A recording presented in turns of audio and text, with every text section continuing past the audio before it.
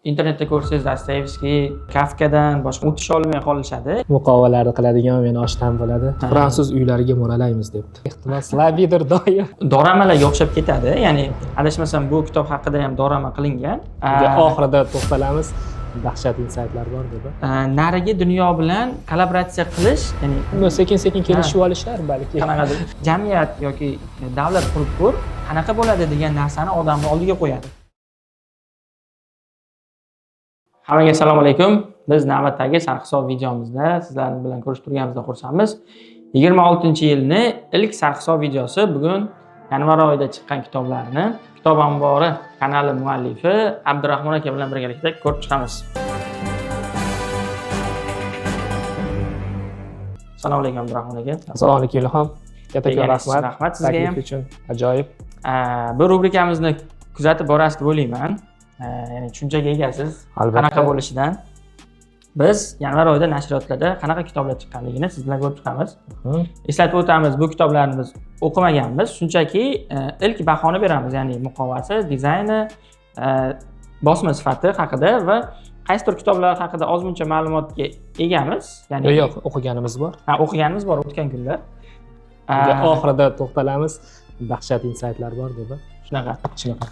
Boshqa kitoblar haqida ingliz tilida yoki boshqa tillarda ma'lumot olganmiz yoki kitobxonlarning fikrini o'qiganmiz, shu bo'yicha ma'lumot beramiz. Qaysi kitobdan boshlaymiz? Qaysi nashriyotning kitoblari sizga yaxshi ko'rinyapti, o'ziga tortayapti? O chekadayni olsak, tahlil nimada? Insonmidi? Inson nashriyotidan chiqqan kitoblar. Rahmat, ko'rishingiz mumkin. Ko'rgandim. Ochig'ini aytay, bu nashriyotda kitoblarni kuzatib boraman va men uchun yangiliklar chiqaryapti. Ayniqsa o'zbek kitobxonlari uchun unutilgan deymizmi yoki eslanmaydigan deymizmi, Afrika adabiyoti.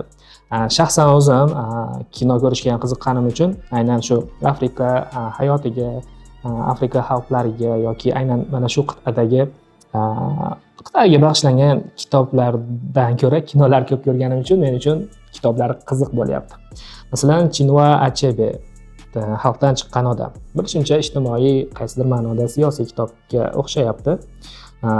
Masalan, Chinua Achebe internetda qaraganimda Afrikadagi eng mashhur yozuvchilardan biri sanalar ekan.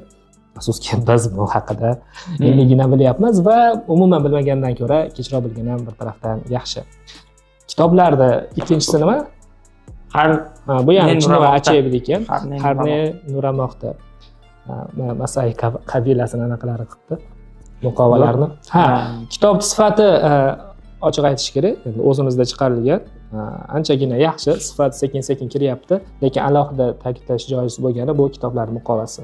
Kitoblar muqovasi o'sha xalqni yoki o'sha Afrika baribir xalqlarini nima deydi?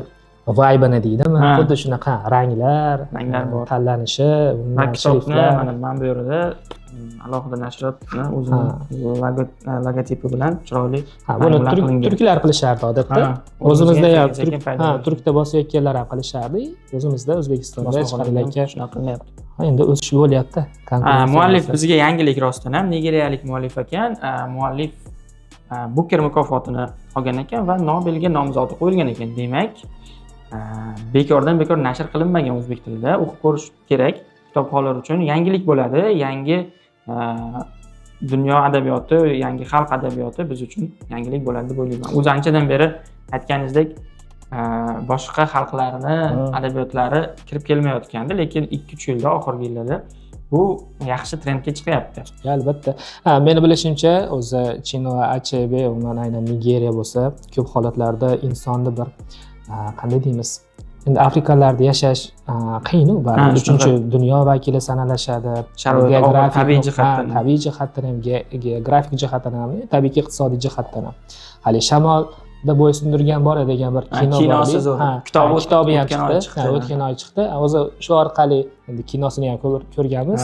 Bunda o'sha qishloqdagi oddiy lekin bir ilmga muhabbat qo'ygan bolani ilm-fan orqali o'zini qishlog'idoshlariga yordam berganini. Buni tagida esa o'sha inson matonati, har qanday qiyinchilik bo'lsa ham bu qiyinchilikdan yorib chiqish haqidagi bir falsafasi yotadi. Va bilishimcha, Chinua Achebe kitoblarida ham aynan shunday insonni bir nima deydi? sabr, toqati, chidamliligi orqali o'zini bir maqsadlariga yetishishni bir ko'rsatib bergan. Men kitob haqida qisqa sodержание deydi-yu, shu narsani o'qib chiqib, shu narsani tushundim va albatta o'qishim kerak bo'lgan kitoblar ro'yxatiga xudo xolasa qo'shib qo'ydim. Zo'r, o'qib ko'ramiz buni ham. Albatta. Shu bilan davom etaylik. Maqtanib ketay. Muqovalarni qiladigan meni oshdan bo'ladi. Doniyor, kitoblar zo'r, yoqdi.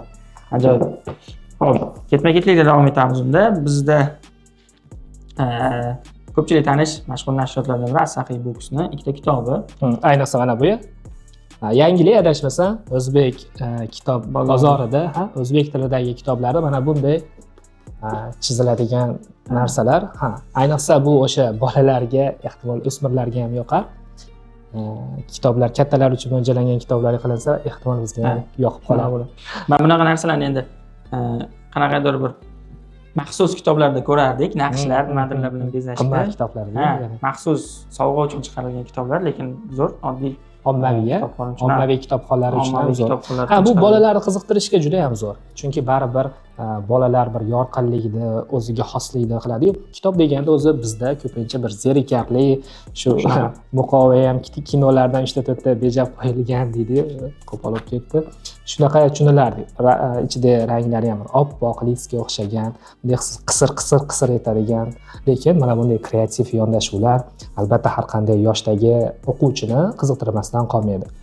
Tasavvur qiling, polkada bunday tursa, oddiy kitoblar, keyin o'sha manaqa rangli bo'lsa to'xta deydi.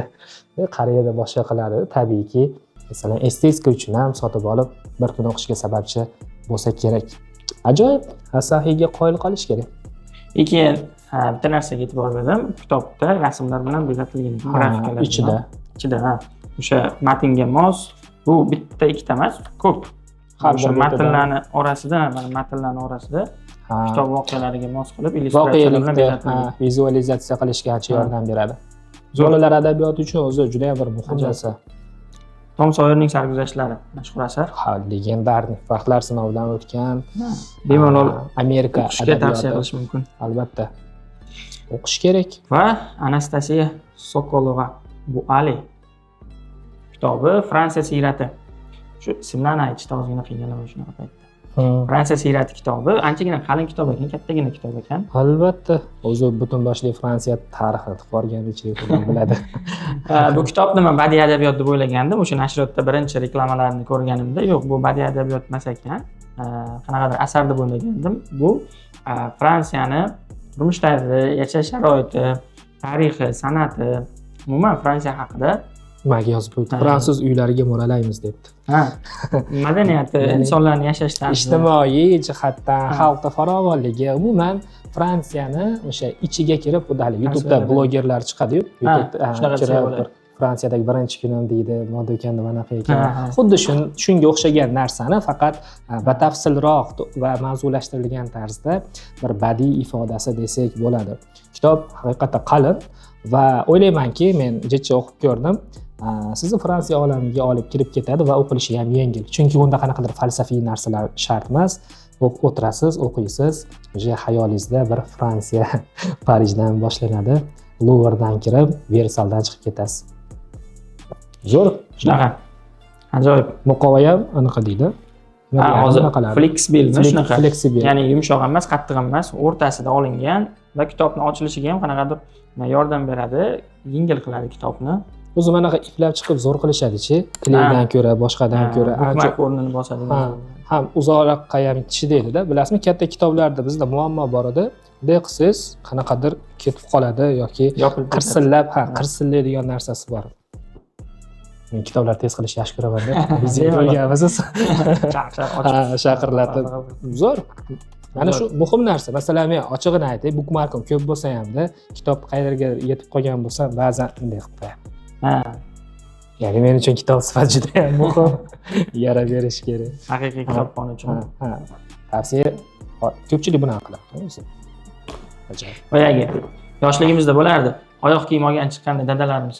Men ham yaqinda bozorga chiqib ko'rdim shunaqa. Bunday qilsam qo'limdan sekin olib qo'ydi. Nima qilyapsiz aka, olmasangiz deb qo'yadi. Dadam shunaqa qilardi desa, aka buni bunaqa qilmang deydi. Kitoblarda ham shunga o'xshash odat bo'lgan ekan. Xo'p, endi yangi asr avlodi kitoblariga o'tsak, navbat bilan ketaveramiz. Yangi asr ham to'xtamayaptimi? Yangi asr bilmadim, shu oy 3 ta chiqdi, qolgan oylar 5-6 ta kitobni olib kelardik. Tamom emas. Endi bu saralanganlari, ya'ni qayta nashrlar boshqalar juda ko'p. Biz saralab o'zimizga ma'qullarni qilyapmiz. Tojikiston hikoyalari bu seriya bo'lib chiqayotgandi. Yangilik bo'ldi. Ya'ni o'zimizga yaqin xalqlar, O'rta Osiyo xalqlarini hikoyalari o'qish baribir boshqacha. Agar qozoq, qirg'iz hikoyalari chiqsa ham men xursand bo'lardim bu seriyalar.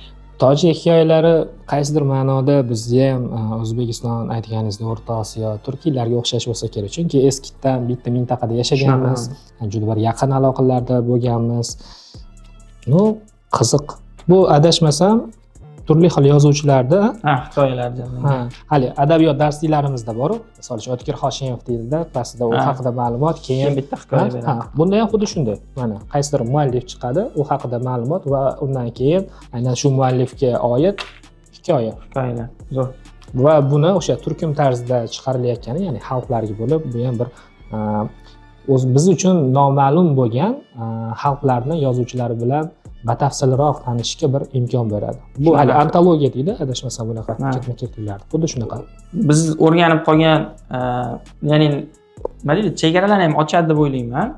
Biz o'zi faqat internetda ko'rsangiz Dostoyevskiy bir narsa, yana o'sha Kafkadan, boshqadan o'tish olmay qolishadi internetda kontentlar. Mana sizga tayyor yangi yozuvchilar.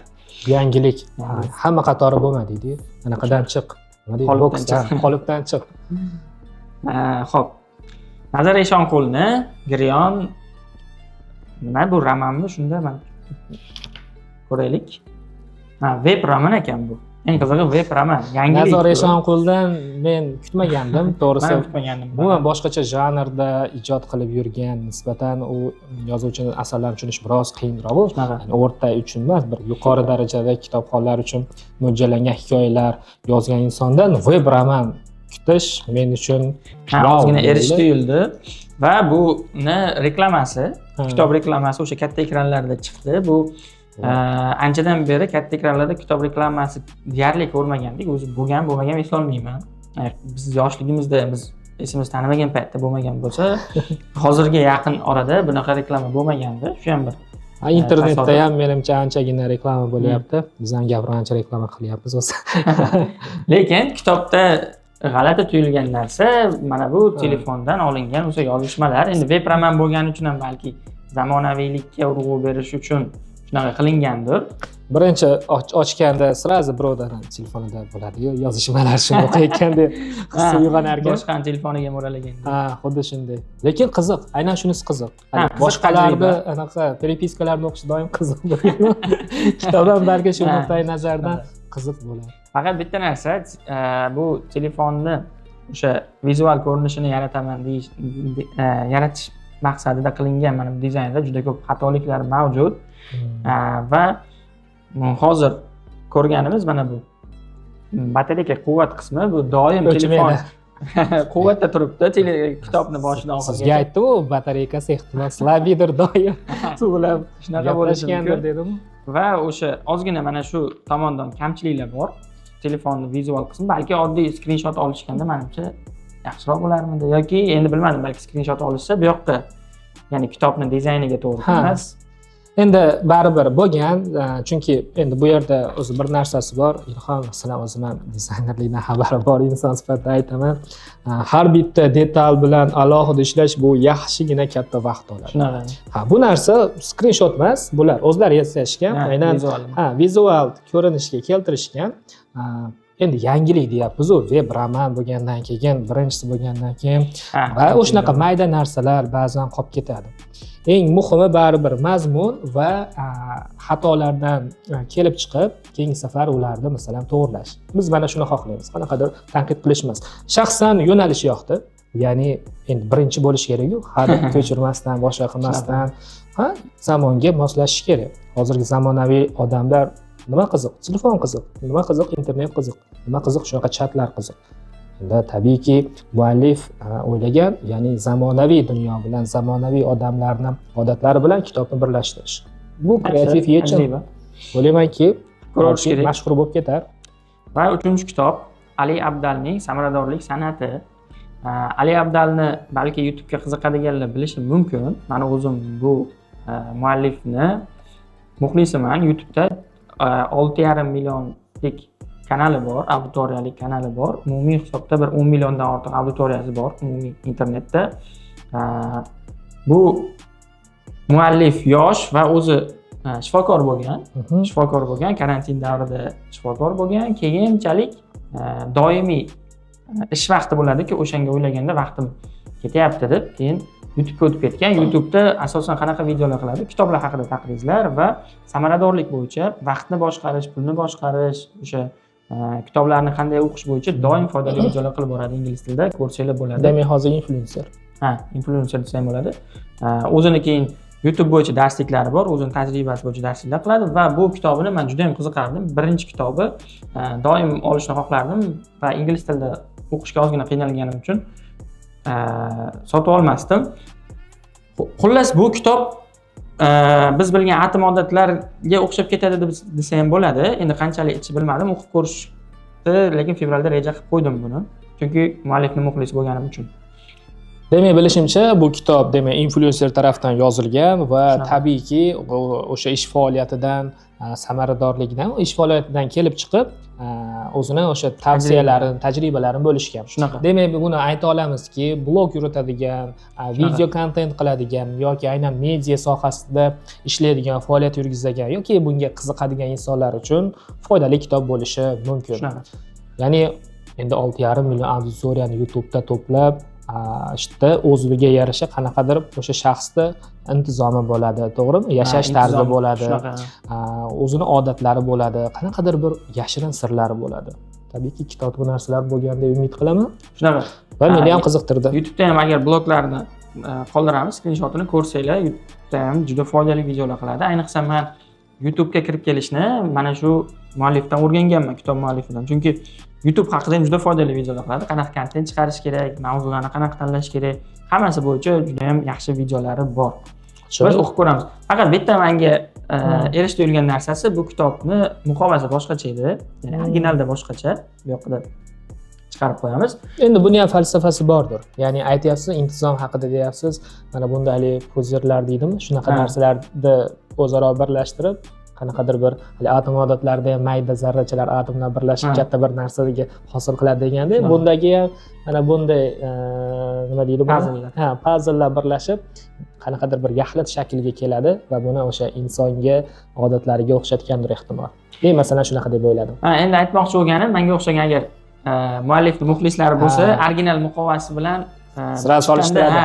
Yana ham yaxshiroq bo'ladi demoqchiman. Original muqovasida chiqqanda tanilishi yaxshiroq bo'lardi.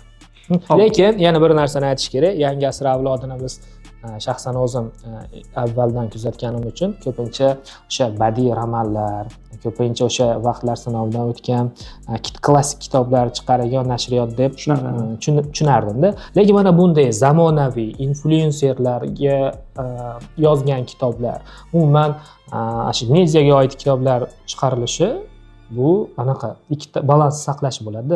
Faqatgina bitta yo'nalish bo'yicha bir ketish emas, balki o'sha zamonaviy yo'nalishda ham bir balans topib ketish va tabiiyki o'ziga yangi auditoriyani ham jalb etish yo'li bo'lyapti shekilli. Ajoyib marketing strategiyalariga qoyil qolyapman. O'zi yangi asr avlodida oxirgi paytda shunaqa kitoblar ko'p chiqyapti. Ya'ni nima deydi? Shaxsiy rivojlanish, tarbiya bo'yicha kitoblar ko'p chiqyapti.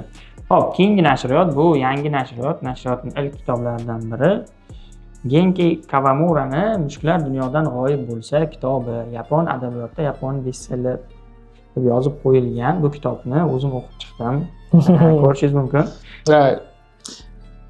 Rosa qizlar kanalida aylanyapti. Instagramida ham, anaqasida ham, Telegram kanallarida ham mushuk bilan tushishyapti-da, mushugini qo'yib olib, kitob bilan tushib qo'yishyapti. Men ham ko'p ko'rdim. Kitobni yaxshi deb o'ylayapman. Nima uchun? Yaponiyada Yapon muallif tomonidan yozilgani uchun. Chunki umuman yaponlarda ham yashash tarzi, hayot falsafasi, ularda bir atrof muhitga bo'lgan, umuman insonlarga bo'lgan muloqoti, munosabati albatta nafaqat biz uchun, butun dunyo uchun qiziq. Va tabiiyki, ularni yozgan kitoblari ham anchagina bir odamda yaxshi taassurot qoldirishiga ishonaman. Masalan, o'sha Murakami degan aytaylik, boshqa qilaylik. O'ziga xos falsafasi bor bularning. Bu yo'nalishi fantasy dedingiz. Bu Fantastika. doramalarga o'xshab ketadi. Ya'ni adashmasam bu kitob haqida ham dorama qilingan. Men o'zim dorama ko'rmayman, lekin ayolim ko'p ko'rgani uchun doim menga aytib beradi kinolari haqida. Yaponlarda, mana koreyslarda narigi dunyo bilan kollaboratsiya qilish, ya'ni to'g'ri ma'noda kollaboratsiya qilish, qo'sh tirnoq ichida aytaman. Ya'ni shayton, iblis insonni ichiga kirib olgan yoki ruhlarni qanaqadir tirilib kelishi, mana shunaqa narsalar juda ham ko'p ishlatiladi. Bunda ham shunaqa, asarda ham. Hozir endi spoiler bo'lib qolmasin, asarda ham aynan mana shu narsa olib chiqiladi va insonni o'limidan oldingi nima deydi? Hayoti, uni qiladigan ishlari hammasi o'zini anglab yetishi shu kitobda berilgan. Mushuklar dunyodan g'oyib bo'lsa esa qanaqadir bir falsafiy nom desak ham bo'ladi kitob uchun. Hozirgi doramaga qiziqadiganlar uchun tavsiya qilaman. Xuddi dorama ko'rgandek bo'lasiz. Kitobda eng qiziqtirgan jihati shumi endi o'sha Yaponiyada bilishimcha mushuklar yo'q bo'lib qoladi butun dunyoda. Keyin insonlar hayot qanday bo'lishimi mushuklarda? Masalan, tasavvur qiling, siz nimadir yo'qolib qoldi hayotingizdan. Telefon bo'lishi mumkin, mushuk bo'lishi mumkin va butun dunyoda mushuklar yo'qolib qolsa, insoniyat o'zini qanaqa tutadi va bu narsa afsuski bosh qahramonni nima deydi? Fikri bilan bo'ladi. Ya'ni bosh qahramonning qarori bilan bu narsa bo'ladi. Shunga majbur bo'ladi. Xullas mushuklarni yo'qotishga majbur bo'ladi. Hayolimga nima keldi? Mushuklar yo'qolib qoldi deganda birinchi Istanbul keldi. Istanbul ham mushuklar shahri. O'zini jozibasi qanaqadir nima deydi? Tashrif qog'ozlaridan bittasi. Mushuk. Qiziq janr, o'qib ko'rish kerak. Men ham qiziqib qoldim. Uncha mushukka qiziqmayman-ku. Yo'qolib qolishiga qiziqdim. Keyingi kitob Alp nashriyotidan. Alp nashriyotining ikkinchi kitobi, o'tgan oyda ham bitta kitobini ko'rgandik, Dafnalar kesildi kitobini. Bu ikkinchi kitobi o'zbek adabiyotidan Ruxsora Nurni Tunqa degan kitob ekan. Adashmasam bu hikoyalardan tashkil topgan. Hikoya va qissalardan tashkil topgan bo'lishi kerak kitob. Kitob haqida fikringiz, dizayni ajoyib chiqqan ekan lekin. Ruxsora Nurni nima deydi? Yuzma-yuz ko'rishmagan bo'lsak ham taniyman. Yosh, iqtidorli o'zbek yozuvchilaridan sanaladi. Bu muallifning birinchi kitobi bilishimcha. Ruxsora, tabriklayman agar ko'rib turgan bo'lsangiz. Sovg'a qilaman degansiz sizdan kutyapman olmasdan. Ichida aynan hikoyalardan tashkil topgan. Eng qizig'i hikoyalar ham nima desam bo'ladi? O'zbek yozuvchilaridan biz o'sha O'tkir Hoshimovlarni yoki umuman asosan o'sha o'tgan asrdagilar hikoyalarni ko'pini alqaymiz, maqtaymiz, boshqa qilamiz va ko'pchilik aytadi, hozir zamonaviy o'zbek adabiyoti yo'q, nima uchun faqat jahonda maqtaysizlar, nima uchun o'zbek adabiyotida bir kitoblar targ'ib qilmaymiz deylardi. Mana targ'ib qilinglar. O'zbek adabiyotida yaxshi yozuvchilar bor, zamonaviy. Eng qizig'i, mana shu kitobni yozayotganlar, masalan, siz bilan meni avlodim. Shunaqa, ularda masalan, bugungi zamonni tushunishi, ularning hikoyalarida aynan paytda yashayotgan hayotimiz, ijtimoiy, iqtisodiy holatlarimiz va jamiyatdagi bir voqeliklar qisqir ma'noda yoritilgan. Ya'ni zamonaviy o'zbek adabiyotida zamonaviy o'zbek yozuvchilarining qarashlari. Prosta o'qish kerak. Deb jahon masalan, manaqada kanalimda bir jahon adabiyotini yozib qo'ysam, sразу yozishadi faqat. Men uchun faqat jahon adabiyotini qilasiz, boshqani qilasiz. Keyin so'rayman. O'zingiz manaqa yozuvchi bor yosh. O'qiganmi siz? Taniysizmi? Yo'q, taniysizmi? Yo'q, bilmayman kim u deydi. Manaqa. Bunday chiqqan desiz. Yo'q, bilmas ekanman deya. Bilmasangiz jim o'tiringlar deyman. Men bilaman bularni, o'qiganman, boshqa qilaman. Ya'ni bunaqa narsada inson o'zi qilgandan ko'ra boshqadan talab qilish osonroqdir. Mana o'qinglar o'zbek adabiyotidan. Chiqyapti mana, har oy chiqyapti adashmasam, o'zbek adabiyotidan yana. Alp nashriyotida asoschilaridan biri, uzr gapingizni bo'ldim, Alisher Fayzullayev. Alisher Fayzullayevni didlariga ishonaman. Endi bu adibani men o'zim tanimayman, to'g'risi. Endi qiziqib kitoblarini olib o'qib ko'ramiz. shunchaki Alp nashriyotiga va Alisher akaga ishonganim uchun, ya'ni ular yomon kitob tanlamaydilar, yomon mavzuni o'quvchiga bermaydi degan ma'noda o'zim kitobga qiziqib turibman. Alisher aka, ko'ramiz, o'qib ko'ramiz, xudo xolasa. Dizayn rostdan chiroyli ekan. Ha, dizayni o'zgacha chiqqan. O'ziga xos anaqa beribdi. Prosta yuz ham emasdi. Prosta 2-3 ta rang ham emasdi. Bu yerda uyg'unlik bor qanaqa. Yana men norimi endi bu yoki boyagi qanaqadir bir belgimi? Ajoyib. O'shada o'ziga xos anaqalari bor buni. Falsafasi bo'lsa kerak. Balki o'qigani uchun bo'ladi. Xullas, Alp nashriyoti ham xarob bittadan kitob chiqarishyapti. Kitoblari davomiy bo'lsin. Yangi nashriyotning ishlariga omad tilaymiz. Va yana bitta nashriyot Yelkan Press. Yelkan Pressning adashmasam bu ikkinchi kitobi. Bundan oldin Ilmga chaqiriq o'sha Yaponiya haqida yozilgan. Bu mashhur O'zbekistonda yaqinda mashhur bo'lgan Yuxuani qonini sotgan odam kitobi. Bundan oldin muallifni Yashamoq kitobi edi. Ha, 1 yilmi, 1,5 yilmi faqat trenddan tushmadi. Hamma yig'ladi, yig'lamagan ham yig'ladi, kimdir lekin yig'lamadi. Xullas, shunaqa bo'lgan kitob. Va bu yozuvchini o'zbek tilida tarjima qilingan ikkinchi asari. Yuxuami? Yuxua. Oldingisida Yu'ni oldida yana bitta ye bor edi. Yuxuami o'qilardi. Sekin-sekin kelishib olishar balki. Qanaqadir. Adashmasam yana bitta kitobini ko'rdim. Unda ham ye bor edimi yoki eslolmayapman. Menimcha ikkalasidan farq qilsa kerak. Boshqacha nomlashda har xil bo'lyapti. Shu ismlarda kelishib olishimiz kerak, lekin o'rtalik topishimiz kerak. Qonunni sotgan odam endi bilmadim. Buni madaniy donor haqidadir. Balki shunaqadir qiyinchiliklar haqida bo'lishi mumkin. Roman voqealari 1940-yillar oxiri 1980-yillargacha bo'lgan davrni qamrab oladi. Demak, точно. Yashamoqqa o'xshagan. 1940-yil agar Xitoy nuqtai nazaridan olsak, Xitoyda ham o'sha eng ochlik davrlari 1940 bilan 1980-yil Xitoyda qayta qurish davri. Yaponlardan ozod bo'lib, Ikkinchi jahon urushida qatnashib, o'sha kommunizm sekin-astalik bilan qurish davri ekan. Adashmasam bu Mao Zedong davri yoki Deng Xiaoping bo'lsa kerak. Xitoy iqtisodiyoti endigina bir tamal toshlari qo'yilayotgan, aholi adashmasam chumchuqlarmi bir anaqasi bo'lgan. Bitta ocharchilik bo'lganda, mamlakatdagi qaysidir sabab tufayli Xitoydagi barcha chumchuqlarni yo'qolib ketgan.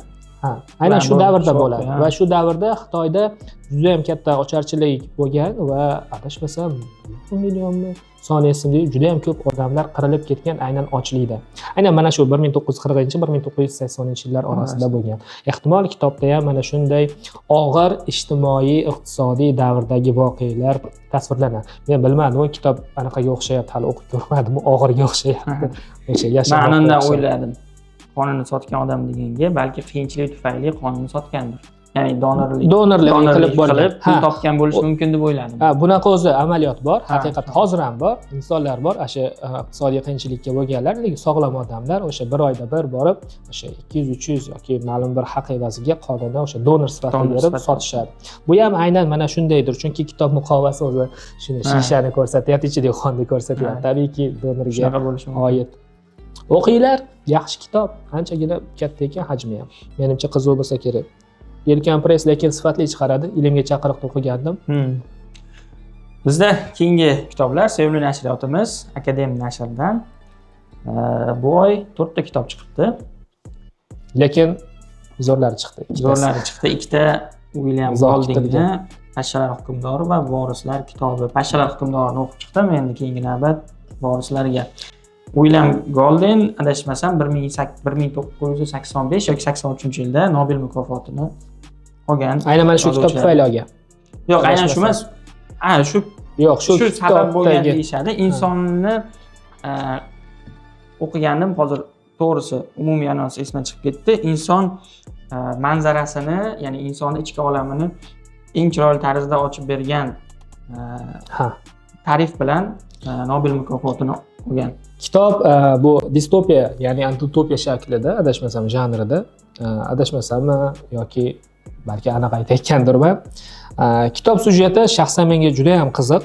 Ya'ni o'sha bir guruh yosh bolalar kimsasiz orolga tushib qolishadi va u yerda dastlab ular o'zaro o'zlari yashagan jamiyat nuqtai nazaridan qonun qoida o'rnatishadi va keyinchalik o'sha resurslar yetishmovchiligi va o'rtadagi ixtiloflar sababli adashmasam u yerda diktaturaga o'xshagan qanaqadir tuzumga o'xshagan narsa shakllanadi. Bolalar o'sha endi mayli spoiler bo'lib qolsa ham Spoiler emas bu, ozgina voqealarga qiziqtiraylik.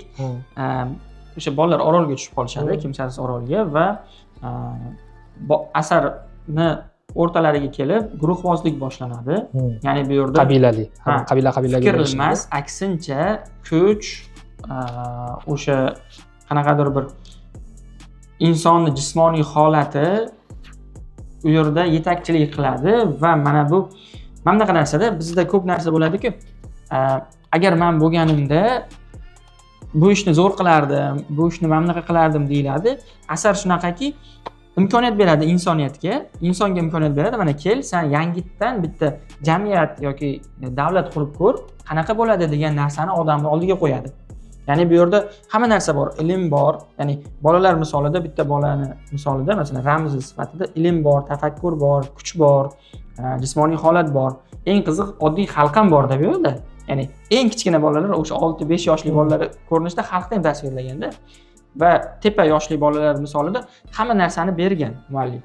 Va o'sha narsani berayapti, ya'ni sen qurib ko'r, mana jamiyat yangitdan berildi, sen yangi orolga tushding, hech kim yo'q, o'zing qani boshlab ko'r degan narsani beradi. Bu yerda hamma narsa qanaqa bo'lishini, baribir insonda madaniyat, qonun-qoida, tafakkur bo'lmasa, ilm bo'lmasa, afsuski hayvondan battar bo'lib insoniylikni eng tuban joyga tushib ketishigacha yozilgan. Menga qiziq tarafi, bu yerda yana bir narsa bor. Insonda o'zi azaliy qoida bor. Unda qancha ko'p kuch, qancha ko'p resurs, qancha ko'p boylik to'plansa, insondagi odob, axloq chegarasi, boshqa narsa ham, etika ham o'zini ahamiyatini yo'qotishni boshlaydi. U mutlaq hukmdorlikni, nafaqat mutlaq, davomli hukmdorlikni xohlaydi va o'sha qo'l ostidagilarning kuchi bilan, agressiya bilan va ushlab turishni har qanday shakli bilan bir tiyib turishga harakat qiladi. Bu nafaqat bu anaqa siz aytgandek shaklda, balki ayni paytdagi yoki insoniyat paydo bo'lganidan beri mavjud bo'lgan tuzumlarni, o'sha kuch bilan ushlab turilgan tuzumlarni bir tasviri bo'lgan. Ya'ni o'sha iyerarxiya nuqtai nazaridan, o'sha tepadan boshlab pastgacha bo'lgan bir boshqaruv shaklini bir bolalar misolida ko'rsatgan. Men bilishimcha bu ham qaysidir isyonkor romanga kirsa kerak. Ya'ni bu orqali qaysidir tuzumlarni, ehtimol SSSR yoki o'sha Shimoliy Koreya yoki boshqa bir diktaturaga asoslangan tuzumlardan tanqid qilgandir. Ya'ni u yerda ichidagi insonlar qaysidir ma'noda o'sha 5-6 yoshdagi bolalar kabi o'sha nima deydi? O'sha kuch bilan tiyilib turishni his qilib yashashar. Mana shu narsani talqinidir ehtimol. Dizaynga alohida e'tibor berish kerak. Nima edi? Asila Umarova. Bechoringni deydimi? Dizayn ajoyib. Ramziylik bor va ranglar, umuman shakl tanlashlar bu alohida iqtidor. Mana shu ikkita kitobdan boshlab e'tibor berdim. Akademik Nasr turkumida mana sariq muqovaga o'tilgan, juda ham chiroyli muqova. Muqova debman, qog'ozga o'tilgan. Qog'oz sifati juda ham zo'r. Buni alohida Sanjar aka bilan ham gaplashdik. Endi shunaqa qog'ozda chiqar ekan, nashriyot. Bu o'zimizda bosilyapti? Ha, o'zimizda bosilyapti. Va bitta narsa, buni aytib o'tay. Sanjar aka bir post yozgandilar, yangilik qildik, sezasizlar deganlardek. Kitoblarni mana yon tomoni oldingi Akademik Nasr kitoblarida har xil edi, ya'ni ranglari endi bir xil chiqar ekan. Bitta seriyada xuddi anaqadek. Mana shunaqa rangda chiqadi. Ya'ni bu apelsin rangda chiqar ekan. Bundan keyingi Akademik Nasrni qayta nashr qilinadigan kitoblar ham yoni mana shunaqa rangda bo'lar ekan. Joyi terib qo'yganingizda ham bir xil rangda turadi. O'ziga xos hali kod ekanda. Shunaqa. Juda chiroyli bo'lgan. Albatta, endi yig'ish qoldi-da bulardan. Buni endi yig'ish qoldi. Bemalol yig'sa bo'ladi. Dizaynda ham juda ramzlar ko'p.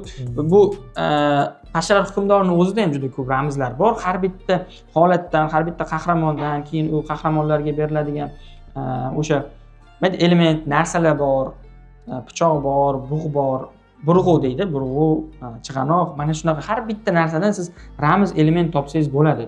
Juda ham zo'r kitob va bu kitob haqida nima deydi?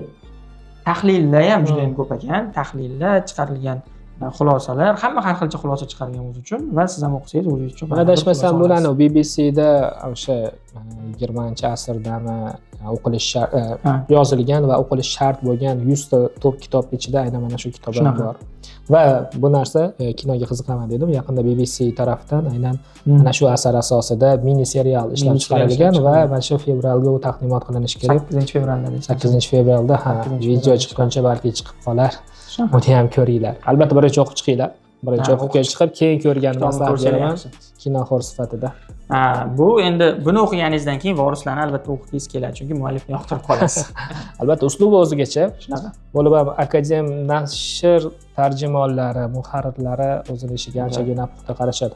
Muqovasini ko'ring. Ibtidoiy zamonga o'xshaydi. Uncha qiziqmadim. Qiziqqa o'xshayapti janr. Xo'p, keyingi kitob Abdurahmon Ibrohimni o'zbek adabiyotidan ikkita saylanmalari chiqdi. Ikkinchi va uchinchi. Bu birinchi kitob ancha oldinroq nashr qilingandi. Adashmasam 1,5 yil avval. Bu saylanmaning davomi chiqdi. Bittasi Bag'dodda hamma yoq tinch ekan. Hajviy qissalar, hikoyalar va hajviyalar to'plami. Hajviyaga qiziqdim. Yomg'ir isi, qissalar va hikoyalar ekan. Bu ikki saylanmaning ikkinchi kitobida. Bu muallif to'g'risi menga yangilik. Yangilik mana. Lekin muallif toza ekan. nashriyot rahbari Sanjar aka ancha muallifni yozish uslubi haqida Yaxshi maqtab gapirdilar, yaxshi gaplar bilan gapirdilar. O'qib ko'ramiz va Nuralini, Santuagarani birinchi kitob haqida yozgan narsa bor edi. Taqrizi bor edi. O'sha taqrizdan keyin ham qiziqib qolgandim muallifga. Va ikkinchi va birinchi kitobi ham bor menda. Ikkinchi, uchinchisini ham endi mana oldik. Xudo xolasa birinchidan boshlab o'qib ko'ramiz. Nasib qilsa. Ancha o'qish shekilli. Ha? Ancha o'qish shekilli. Qalin kitob Birinchi, ikkinchi, uchinchi deyapman. To'plam o'zi ko'p ekan. Bir oydan o'qisak ham o'qib qo'yamiz. O'zbek adabiyoti mana bitta sizlarga. Ha, o'zbek adabiyotida mana. Adashmagan o'qinglar. Akadem nashriyotiga o'zi qo'l qolaman. Yangi nomlarni kashf qilishda ancha oldinda ular. Albatta. Qaysi kitob qoldi bizda? Ha, Eng oxirgisi zo'r qoldi. Olib qo'yganmiz. Olib qo'yganmiz. Mana. Aka boshlab berasizmi o'zingiz? Ha, Kitob juda chiroyli. ha. O'sha biz o'zbeklar, o'zbek adabiyoti, o'zbek kitobxonlari umuman har qanday fikrdagi, har qanday adabiyotni yaxshi ko'radigan, har qanday adabiyotni nima desam bo'ladi? O'qiydigan, u adabiyot tanqidchisi bo'lsin, boshqasi bo'lsin, lekin har qanday o'zbek, har qanday o'sha fikrdagi o'zbek kamdan kam tanqid qiladigan, deyarli tanqid qilmaydigan, maqtaydigan o'sha asar, o'sha mana o'tgan kunlar yangi mana bunday ajib deydimi? Go'zal ko'rinishda Hilol nashriyot tarafidan o'tgan kunlar romanini yozilishini 100 yilligi munosabati bilan mana bunday go'zal shaklda chiqarilibdi. Buni mana 3 ta. Endi men o'zi birinchi ko'rib, nima uchun 3 ta degandim?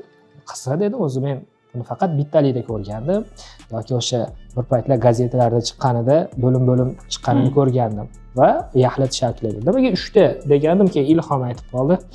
Men jin ochib ko'rmadim, bu yoqqa ko'rgan ekan. Kitob 2 ta, o'zbek hozirgi Kiril alifbosidagi yozuvda va eski o'zbek yozuvida nashrdan chiqarilgan. Va buni yana bitta sababi shunday ekan, mana kitobda yozib qo'yilgan. Bu kitob o'sha 1925-yil va 26-yillarda 3 ta bo'lim, ya'ni alohida bo'lim holida eng qizig'i 1000 nusxadan bosilgan ekan. Ya'ni bundan 100 yil oldin mana shu kitoblar 1000 emas, 10,000 nusxada bosilgan. 10,000. Tasavvur qilinglar. Har biri 10,000, 30,000. Ya'ni bitta kitob shunda 30,000 chiqarilyaptimi? Bitta chiqarilgan. Bitta kitob. Endi har biri 10,000 dan chiqarilyapti. Umumiy kitob 10,000. Ya'ni qanaqa? Mana 100 yil oldin ham xuddi shunaqa 3 ga bo'lib chiqarilgan ekan. Sababi shu. Hozirgi holatda mana bu eski o'zbek yozuvida berilgan, yarmida Kiril yozuvida hozirgi o'qiyotgan tilimizda berilgan. Endi eski o'zbek yozuvi bu arab alifbosiga asoslangan o'zbek tilida. Siz agar arab alifbosida o'qishni bilsangiz va ulab o'qishni bilsangiz, bu o'zbekchada yozilgan. Bular shunaqa eski o'zbek yozuvi arab imlosi asosida tashkil topgan yozuv va kitoblarda ham birinchi shakli aynan mana shu yozuvda yozilgan. Shunaqa. Ya'ni siz buni o'qishni orqali Abdulla Qodiriyni yana ham bir to'liqroq anglash mumkin menimcha. Zo'r. Tasavvur qiling, men endi yana shu songa qaytaman. O'sha paytda bundan 100 yil oldin kitoblar 10 ming nusxada chiqishi, hozir o'zi 2000 ta, 3000 ta sotilsa, To'xtang, bu yerda yana bitta muhim narsa bor. Masalan, biz hozir 38 millionmizda. 38 millionda to'g'ri kitoblarda chiqarilish soni anchagina kam. Lekin u paytda qancha olganmiz? 100 yil oldin. adashmasam O'zbeklar 5-6 bo'lib million bo'lgan. bo'lganmiz.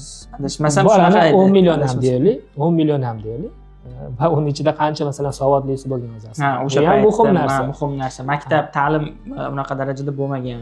Va Savod chiqarish qiyin bo'lgan. shundan kelib chiqib baribir 10 ming nusxa bu baribir katta natija, katta Shunaqa. son va bundan anglanadiki, kitobga nisbatan qiziqish katta bo'lgan. Chunki kitob dastlab bu gazetada gazetalarda parcha shaklida, o'sha seriya shaklida chiqishni boshlagan va tabiiyki qisqa muddatda aholi orasida juda ham katta bir mashhurlikka erishgan va kitobga nisbatan kitob yozishga, kitob nashr qilishga ehtiyoj tug'ilgan va ehtiyoj ham katta bo'lgan ekan. 10 ming nusxa. Tabiiyki 10 ming nusxa bo'lish bu o'sha hozirgi payt uchun va u payt uchun demak bu umuman kutilmagan katta yangilik bo'lgan.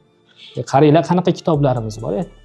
Shu xullas o'qimaganlar o'zi uyalishi kerak. Yana bir o'qib chiqishingiz uchun sabab. Men dizaynga alohida e'tibor berdim. chiroyli. Men ranglari, umuman Hilol nashriga o'zi qoyil qolish kerak. Har bitta kitobga alohida bir detalniy yondashadi. Sifatiga, dizaynga, ichki tikilishlariga, ranglariga, ichki mana bunday narsalar bor. Shu narsalarga e'tibor beradi. Naqshlariga. Zo'r. Shayx kitoblarini ham o'zi hammasini bir kitobni ushlashni o'zi odamga bir estetik zavq beradi. Eski o'zbek yozuvida yozilgan. Va yon tomonida e'tibor bergandik.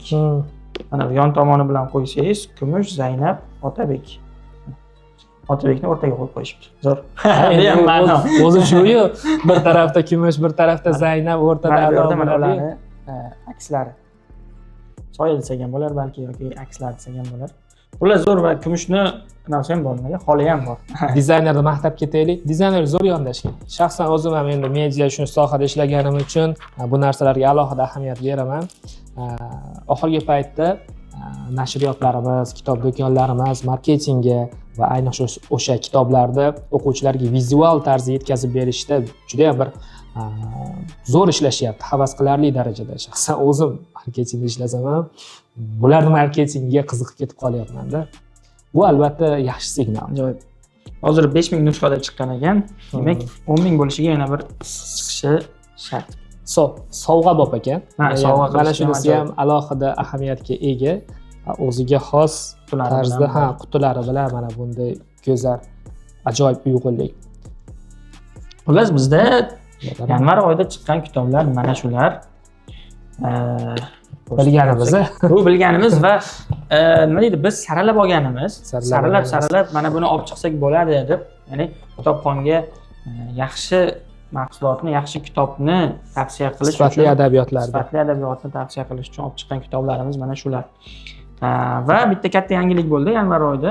O'zbekiston Respublikasi Prezidenti qarori chiqdi, kitobxonlik jamg'armasi ochildi. Kitobxonlik jamg'armasi haqida fikrlaringiz qanaqa aka? Meniki doim ijobiy.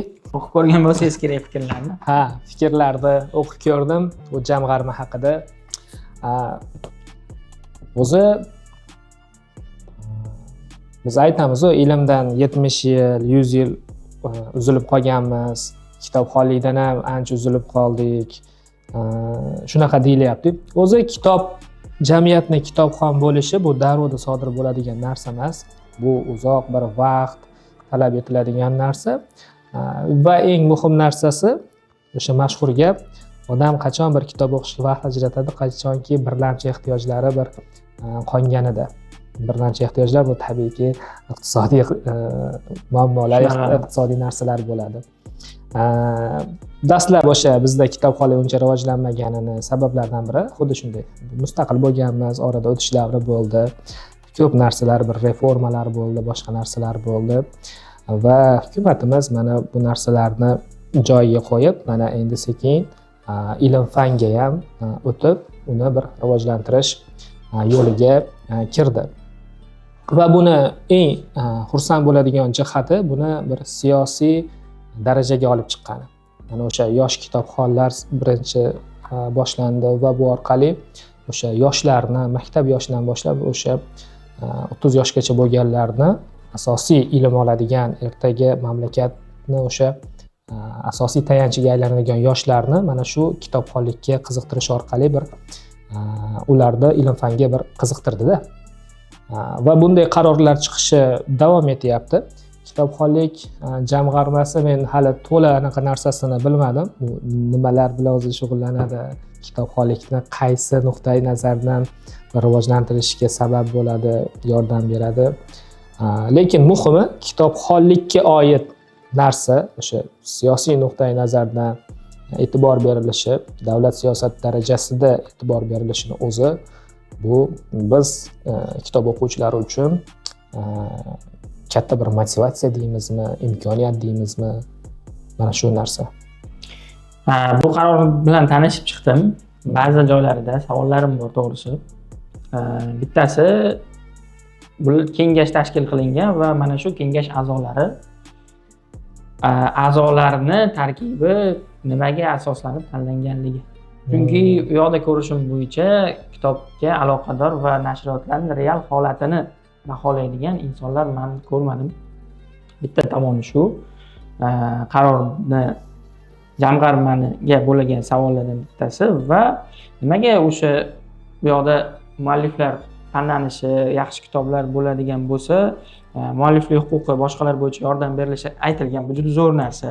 Nashriyotlarga yordam bo'ladi, qanchadir miqdorda o'sha mualliflik huquqini pullarini ko'tarish imkoniyati paydo bo'ladi, lekin jamg'armada kengash a'zolari nimaga asoslanib tanlaydi bularni? Ya'ni u yoqda birorta bir ijodkor, adib, mayli u hozirgina bo'lmasa, yosh katta ijodkorlarimiz ham bor, ya'ni adabiyot sohasidagi odamlar juda kam. Shu narsaga e'tibor bersa, menimcha yaxshi bo'lardi. Yanvar oyidagi yangiliklarimiz shu ekan. Endi o'zingizga savolim, qaysi kitobni siz qanaqa baholaysiz? Hozir bizda shunaqa narsa bo'lyapti. Yanvar oyida chiqqan kitoblarni muqovasiga qarab va o'zingiz yaqin orada o'qiganingizni 3 tasini tanlab berishingiz kerak. Mana shu yerdagimi? Ha. Endi badiiy jihatdan hozir tanlay olmaymiz, o'qimaganmiz, lekin muqova qaysi sizga yoqdi va qaysi 3 ta kitobni siz tez orada o'qib chiqishni reja qildingiz? Mana shu yerda ko'rib, mana shu kitoblar bilan tanishgandan keyin. Birinchisi o'sha William Goldingning Pachalar hukmdori, chunki o'sha masrid bo'lgan, ya'ni o'qish shart bo'lgan kitoblardan sanaladi va buni aytganingizdek juda ham ko'p o'sha revyularni o'qiganman, taqrizlarni. O'sha Goodreadsda ham anchagina yuqori baho olgan, olayotgan kitoblardan sanaladi. Hozirgi kungacha o'zini aktualligini yo'qotmaganmi? Demak, ichida zamonlar ta'sir qilmaydigan qanaqadir bir g'oya bor. Va bu yerda o'sha o'zim qiziqadigan siyosiy nuqtai nazari ham bor. Ya'ni mana shu jihatdan mana shu kitobni o'qishni reja qildim. Birinchisi Pachalar hukmdori. Pachalar hukmdori. Ikkinchisi mana bu Tunqa, o'zbek adabiyoti. O'zbek adabiyoti. O'zi mix qilib o'qishni odat qilganman. O'sha bitta badiiy bo'lsa, bitta jahon bo'lsa, bitta siyosiy, bitta diniy va bitta masalan non fiction, xuddi shunaqa. Ikkinchisi mana shu Tunqa hikoyalar to'plami. Bir o'tirishda o'qimoqchiman. Chunki butun yozuvchini o'sha falsafasini butun diqqatimni qaratib anglashni niyat qilganman. Ikkinchisi Tunqa ikkita kitob, yana bitta tanlaymiz. Qayerda? Bu yerda bir kitob bor edi. Qaysi? Mana buni hozir qiziqtirib qo'ydingiz. Samaradorlik san'ati. Ali Abdal, o'zim ham umuman influencerlikka, YouTube'ga va hozirgi kunda muvaffaqiyatga erishgan insonlarning hayotiga baribir qiziqaman. O'zi avtobiografiyalar doim qiziq bo'lgan. Hozir aytib berganingizdan so'ng yana ham qiziqib qoldim. O'sha Ali Abdalning Samaradorlik san'ati kitobini o'qishni bir rejalashtirib qo'ydim. O'ylaymanki menga anchagina ko'p yordam beradi va meni o'ylantirayotgan qaysidir muammolarimga yechim beradi degan hali ichki intuitsiya bor. Ajoyib. uchalasi. Rostdan ham mix bo'ldi. O'zbek adabiyot, jahon adabiyoti va bitta shaxsiy rivojlanish bo'yicha kitob. Ajoyib, zo'r tanlov. Muqovalar bo'yicha-chi? Muqovalar bo'yicha sizga qaysi kitob ma'qul bo'ldi? Yanvar oyida chiqqan kitoblar orasida. To'g'risi bittasini ayta olmayman. Mayli endi. O'zi tanlov odatda qiyinroq bo'ladi. Bu kitob muqova nuqtai nazaridan. Endi yangilik nuqtai nazaridan tan olish kerak. Tom Soyerning sarguzashtlari As-Saxiydagi yoqdi. Juda ham bir yorqin, ko'zga tashlanadi, estetikasi bor, estetik deydi. Xuddi shunaqa narsalari bor. O'sha yondagi mana bu narsalar ham o'ziga xos bo'lgan. Nafaqat menga, ko'pchilikka masalan bu yoqsa kerak. Kitobning sifati ham, muqovasi ham, yondashuvi ham bir mehr berilganligi sezilyapti, aurasi deydi. Tom Soyer. Birinchi tanlagan kitobimiz. Ikkinchisi mana shu, O'tgan kunlar. O'tgan kunlar. O'tgan kunlar nima desam bo'ladi? O'tgan kunlar bo'lgani uchunmi yoki rostdan ham? Yo'q, rostdan ham. Biz qarangda, bunday narsa bo'ladi. Men shunaqa his qilaman. O'zi hammasi qilsa kerak. Kitobda rangi, unga ishlatilgan shriftlar, boshqa narsalar kitobda bir kayfiyatini, uni nima desam bo'ladi? O'sha vibe-ni his qildiradigan bo'lish kerak-da. O'tgan kunlar deganda biz juda qoralikni ham, juda yorqinlikni ham tushunmaymiz. O'shani o'rtasidagi narsa. Masalan, rangi mana ko'ryapman, sariq qanaqadir o'tmish ramzi bor. Juda sariq emas bu. Qarang, nima deydi bu? O'sha paytni vibe-ni beradi. O'sha vibe, chang qanaqadir bir O'zbekistonda o'zi iqlimi xuddi shunaqa-yu, bir sahro, quruq rang deydi. Xuddi shunaqa. Birinchisi, buni e'tiborni tortgan aynan rang tanlashda zo'r e'tibor berishgan. O'sha kitobni zamonidan va undagi o'sha voqeliklar nuqtai nazaridan. Ikkinchisi aynan kitobga o'zi yondashuv, har jihatdan o'sha umurtqasi deydi, unisi, o'sha muqovasi. Masalan, ustini ham zo'r qilganda, eski o'zbeklarda uylarida bunaqa taxmonlar bo'lgan. Devorda o'y qilingan, o'sha biz shkaf o'rniga ishlatishgan, boshqa narsa qilgan, biz ham bobolarim uyida bo'lardi. Bu ham o'tmishni bir xotirasi, nostalgiya deydi. Haqiqiy o'zbekcha bir yondashuv bo'lgan. Ustiga agar bilmadim, ya'ni kinodagi yo boshqadagi rasmni qo'yib qo'ysa, bu yana odatiy boshqa narsa bo'lardi, lekin aynan mana shu taxmon qilgani haqiqiy o'zbekni bu ham bir o'ziga xos odati deymizmi, bir an'anasi deymizmi, uslubi. Undagi umid qilaman, ayta Fuzuliyning kitobi bo'lsa kerak. Kumush o'qiydigan yoki o'sha boshqa qanday deymiz? O'sha paytdagi o'zbek deymizmi, turkiy tilda ijod qilgan yozuvchilar. Devorni bu yoq orqasida mana bor ekan, ot aravada ketishyapti. Devorga anaqa qilib aks qilib tushirilgan ekan. Bu devorning o'zini rangimi deb o'ylasam, yo'q. Devorning ichida ham xuddi ekranday qilib, ekranda ot aravada ketishayotgani tasvirlangan ekan. Xullas, haqiqiy o'zbek romaniga mos muqova bo'lgan. Shu nuqtai nazardan o'tgan kunlarni. Ikkita kitob bo'ldi. Ikkitasi. Yana bitta tanlaymiz.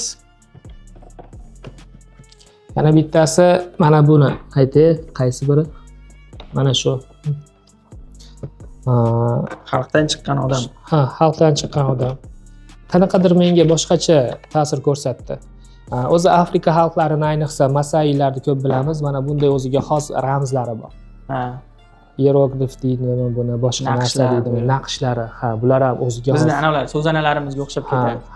O'zi menga o'sha xalqlarni milliy an'analari, milliy o'sha totemlari, boshqa narsalari qiziq bo'lgani uchun muqovada ham shu narsa aks etgani, masalan, meni kitobda qiziqishimga qaysidir ma'noda sabab bo'ldi. O'sha xalqni milliyligini, urf-odatini bu ham bir ifodalaydigan narsa. Xullas, biz tanlagan uchta kitob shu: Tom Soyer, Xalqdan chiqqan odam va O'tgan kunlar muqova jihatdan. Shunday. Abdurahmon aka, sizga kattakon rahmat va biz yanvar oyidan boshlab endi sovg'a beramiz. Birinchisimi? Birinchisi, ajoyib. Bu maqtanib qo'yay, kitob do'konim. Kitob do'koni uchun, ya'ni Kitob House kitob do'koni uchun 100 ming so'mlik vaucher. Buni xohlasangiz o'zingiz ishlatishingiz mumkin, xohlasangiz kimdirga sovg'a qilishingiz mumkin. Fevral oyi davomida amal qiladi. Xohlagan do'kondan borib xarid qilsangiz bo'ladi. Bu Kitob House do'konidan sizga sovg'a. Sizlarni ham Kitob House do'konida kutib qolamiz. Albatta, kelinglar. Bizda yana bitta an'ana yo'lga qo'ydik. Buni ham alohida e'lon qilamiz. Bu mana shu kitoblarni to'plam holda sotuvga qo'yamiz cheklangan miqdorda, chegirma narxida. Mana shu kitoblar umumiy hammasini Kitob House do'konidan olishingiz mumkin bo'ladi. Ajoyib. Yangilik. Bizni kanallarimizga obuna bo'lib qo'ying. Xullas, biz yanvarda ko'rgan kitoblar shu. Hammaga rahmat ko'rganingiz, kuzatganingiz uchun.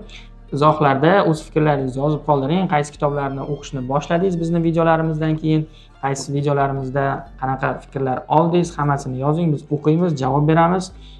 Keyingi videolarimizda qaysi mehmonlarni taklif qilishni yozib qoldirsangiz ham yaxshi bo'lardi, chunki o'zim mehmon taklif qilishga ozgina qiynalyapman. Bizni o'zi kitobxonlar guruhimizda 30 taga yaqin odam bor. Har bittasini bitirin taklif qilganimizda bir 2 yil vaqt ketyapti. Albatta. Shuning uchun ham izohlarda ko'proq yozilgan odamlarni oldinroq taklif qilishni reja qilyapman. Fikrlaringizni yozib qoldiring, qaysi kitoblar o'qishni xohladingiz, like va izoh, obuna bo'lishni ham unutmang.